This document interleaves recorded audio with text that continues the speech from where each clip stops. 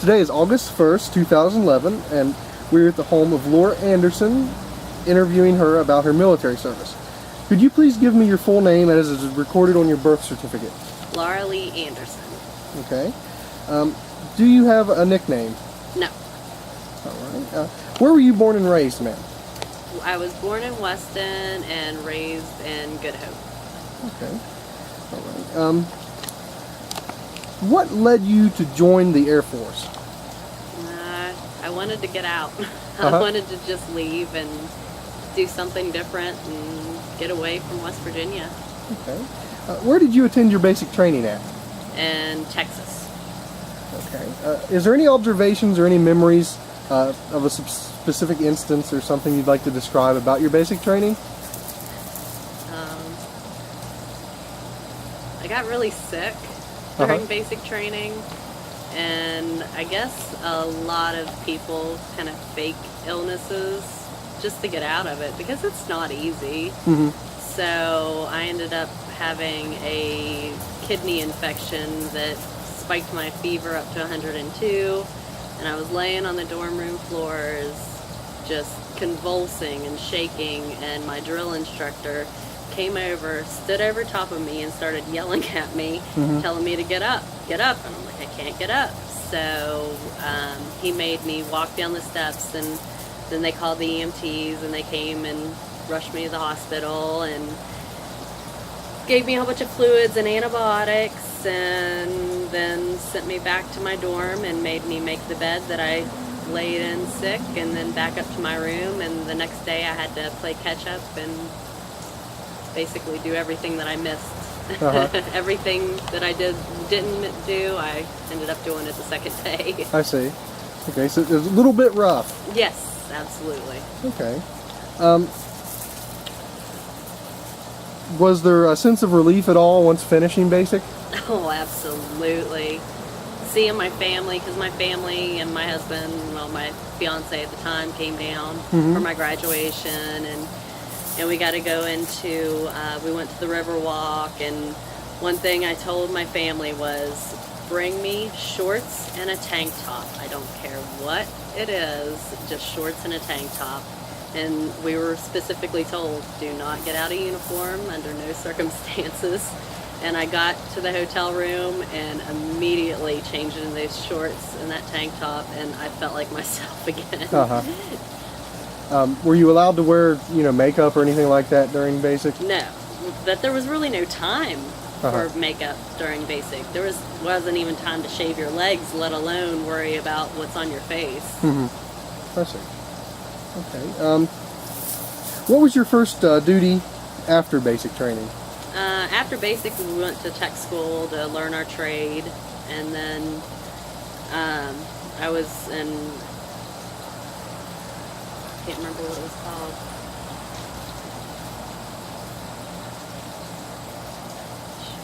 What did I say it was called? Skip. Okay. What would you say you remember most about your military service? My deployments. Okay.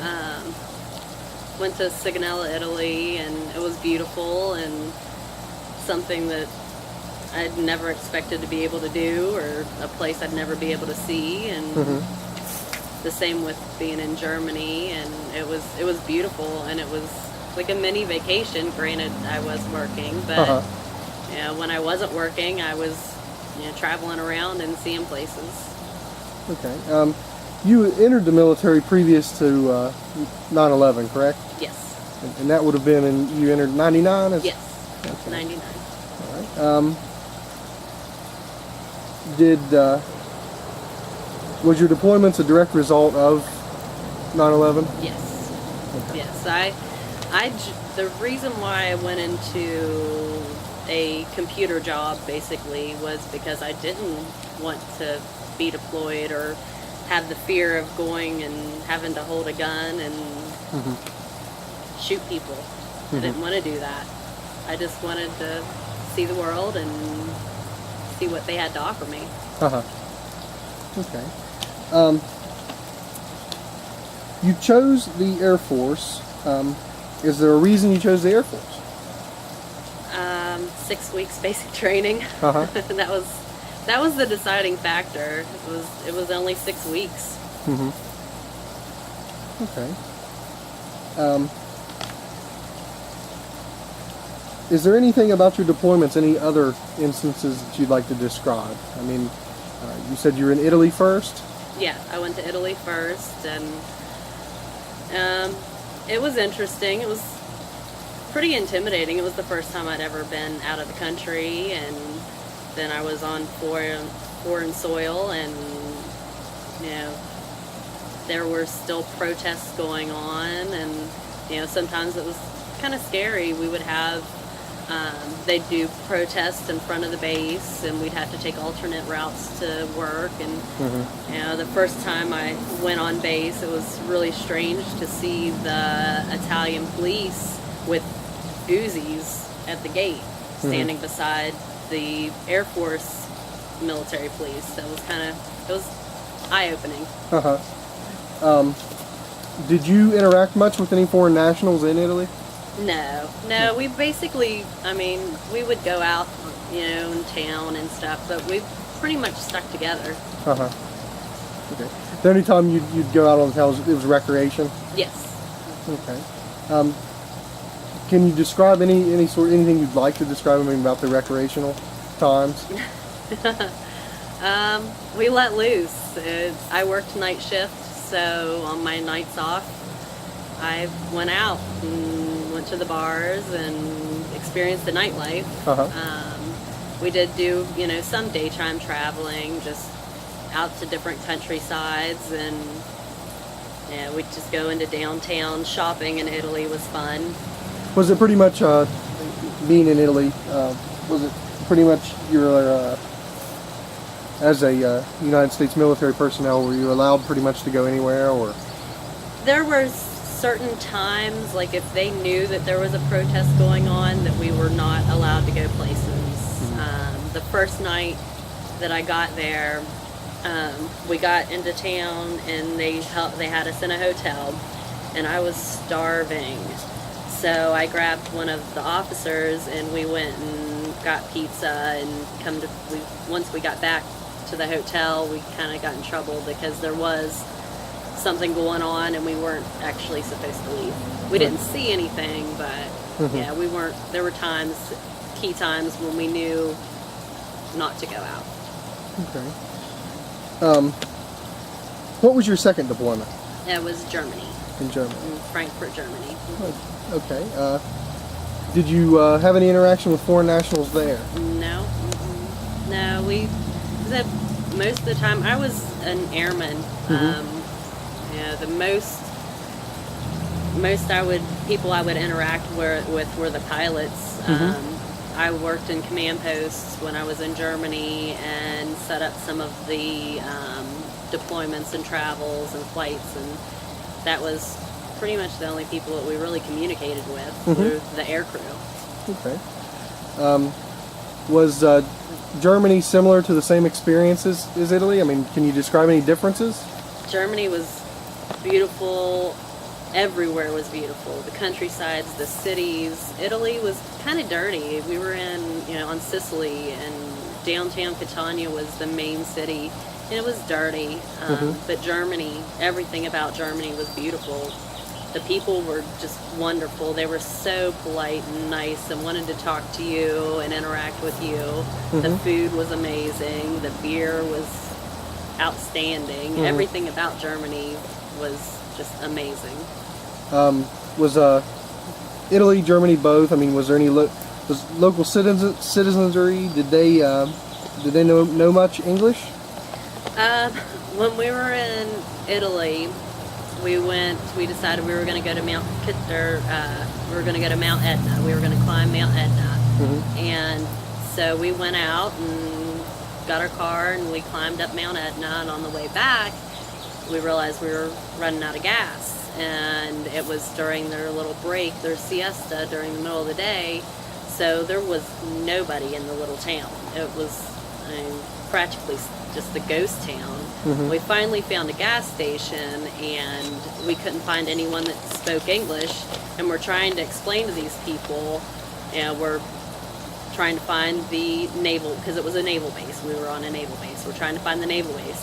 And we found ourselves being very animated and going, we are in the Air Force, and, you know, trying to communicate with somebody that had no clue what we were saying, and then they were trying to tell us directions, and they eventually just said, oh, just follow us. And we followed them. We put our trust in them. And they took us back to the base. They gave us money for gas too. So. Huh. All right. That's an interesting experience.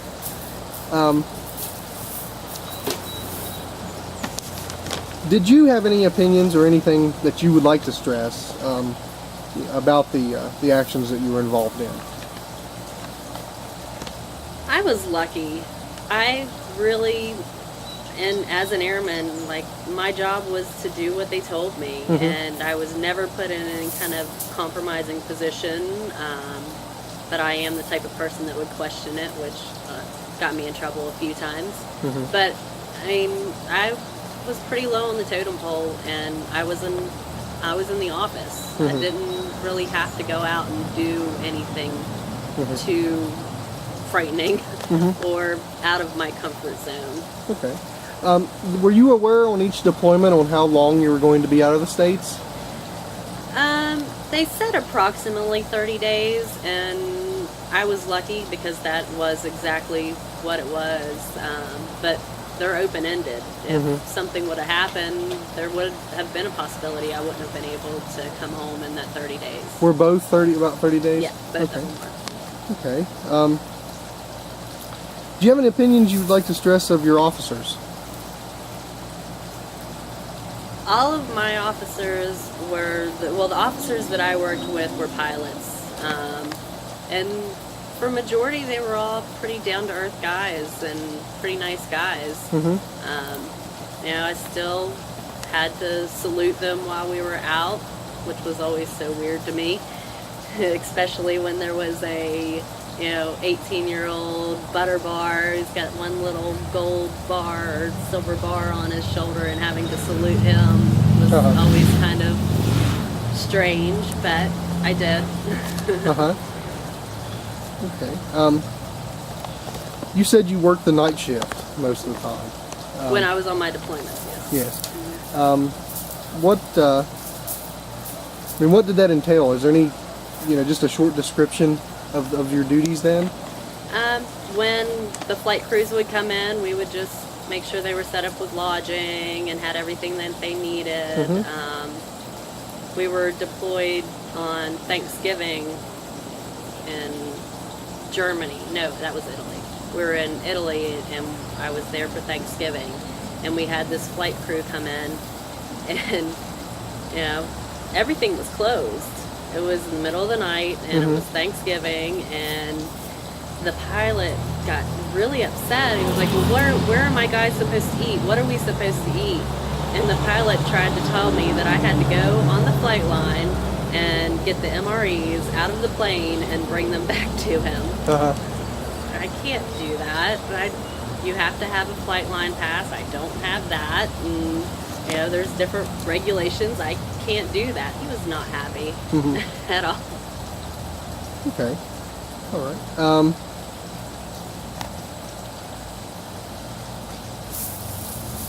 What, if any, influence did your military career, or for those you were in for about 5 years? Is that correct? Yeah. What do you think, though, it may have influenced your life further on?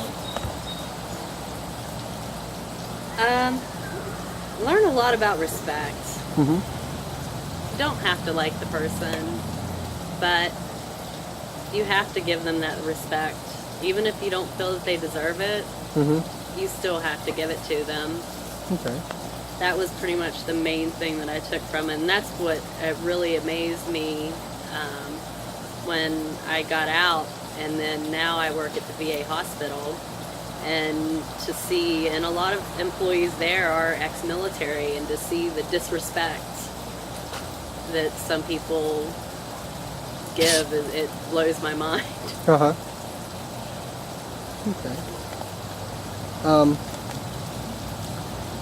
Can you describe what it was like, to actually return home from your deployments? It was wonderful to be in my own bed, to have my own shower, just have all of my stuff. We created a home in Charleston, South Carolina on the Air Force Base, and it was nice to just be home and be around my animals, my dogs. During my deployments, I would make my husband, get the dogs on the phone. I'd make him make them bark so I could know that they were still alive. And, that was just to be home around friends and family and my animals. Did you always feel that you received a pretty elaborate welcome from your friends and family? Oh, absolutely. Okay. All right. Were you able to make use of the GI Bill or anything like that? Yes. I went to school when I went to school for about a year, and I used some of the GI Bill and went to school for photography, and then I just got a job and really haven't done much more with it. I still have the access to it, and I'd like to get back into school. Just a matter of finding time. Okay. All right. Well, is there anything that you would like to maybe say to any individuals that are thinking about joining the military, maybe specifically the Air Force, our young people? It was a good experience for me. I was kind of lost and had no direction. I didn't know what I wanted to do. I went to college, but I went to college because that's where my friends were. I didn't have any goals. And it was good for me. It gave me some direction and a paycheck and a home and a car and things that everybody wants. So you don't think it's something you would have done differently? I mean, it's things have... No, I wouldn't have changed it. All in all, I mean, there are obviously, stupid things that I said while in that I wish I wouldn't have, because it did get me in trouble, but not major trouble, just my attitude. I question a lot, and that's not something that they like. Yeah. Okay, well, do you have anything else you'd like to add? The scariest thing that I actually did see, it was most eye-opening, was after 9/11, going back home, because we actually were in West Virginia when 9/11 happened.